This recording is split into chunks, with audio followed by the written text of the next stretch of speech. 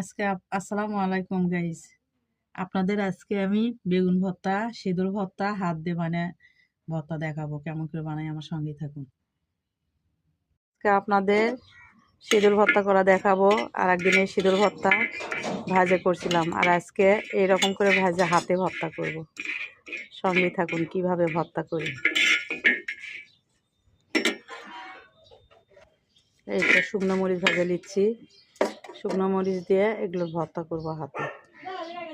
আর তার সঙ্গে এই তো বেগুন ভর্তা করব। সঙ্গে থাকুন। এই যে মরিচ ভাজা হয়ে গেছে, শীতল ভাজা হয়ে গেছে। এক জিনিস দুই রকম করে যে ভর্তা বানানো যায়, কীভাবে খাওয়া লাগে ভর্তা বানিয়ে আপনাদের দেখাবো। আর আপনারা জানলে তো কোনো কথাই নেই, সঙ্গে থাকুন। এই যে শীতলগুলো পানির মধ্যে ভিজে রাখবো, কিছুদিনে ভেজে শক্ত হয়ে গেছে। এখন শুকনো মরিচ ইয়ে করে নেব।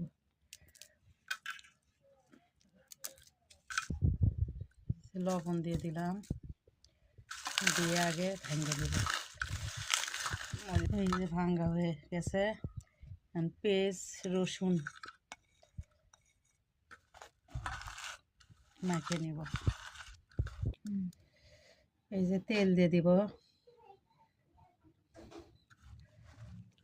এগুলো পানির মধ্যে থেকে চিপে তুলে দিল। একজন তুলে দেওয়া লাগবে, তা নাহলে তো আমার হাত মাখা। তো শীতের দিন ভর্তা দিয়ে ভাত খেতে ভালো লাগে, আজকে সেই জন্য ভর্তা করলাম সকালবেলা। মাখাইলে আরও একটু তেল দিয়ে দিলাম।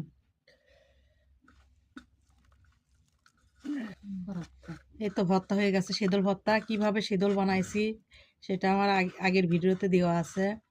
এইভাবে শীতল বানিয়ে ভর্তা করে হাতেও ভর্তা করে খেয়েন, আবার ভাজেও ভর্তা করে খেয়ে দেন। দেখেন কত মজা লাগে। দুই ভর্তায় স্বাদ, হাত দিয়ে করলেও স্বাদ, পাটার পিষে করলেও স্বাদ। তারপরে এই যে বেগুন ভাতের মধ্যে দিয়ে সিদ্ধ করে নিছি, পুড়ে নিয়ে নি। খাইতে মন চালো তো ওই জন্য এই যে দিলাম মরিচ, পেঁয়াজ ওগুলো মাখিয়ে রাখছিলাম।